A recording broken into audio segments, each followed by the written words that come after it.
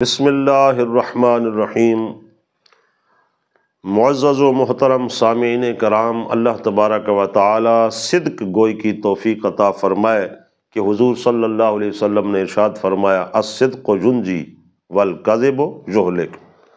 کہ صدق ہمیشہ نجات دیتا ہے اور جھوٹ ہمیشہ ہلاکت کی طرف لے جاتا ہے۔ اس پہ کثرت سے احادیث طیبہ آئی ہیں۔ ایک حدیث پاک میں اللہ کے نبی صلی اللہ علیہ وسلم نے جنت میں محل عطا کرنے کا وعدہ فرمایا ہے اس آدمی سے من ترک الکذب، جس نے جھوٹ بولنا چھوڑ دیا۔ اور اس حدیث پاک میں جو جھوٹ کے وبال کو بیان کیا گیا ہے وہ اس طرح ہے کہ عن ابن عمر قال قال رسول اللہ صلی اللہ علیہ وسلم، حضور نے ارشاد فرمایا اذا کذب العبد، جب کوئی بندہ جھوٹ بولتا ہے تباعد عنہ الملک میلا من نتن ما جاء بہ، تو اس جھوٹ بولنے پر جو اس سے بدبو اٹھتی ہے، جو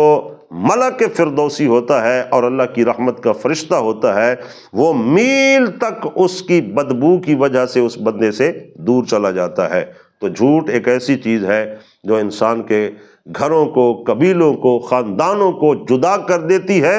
برباد کر دیتی ہے، اور معاشرے کا اور سماج کا اطمینان کھو لیتی ہے، چھین لیتی ہے اور ختم کر دیتی ہے۔ اس لیے اللہ تعالی ہم سب کو جھوٹ کی عادت سے محفوظ فرمائے۔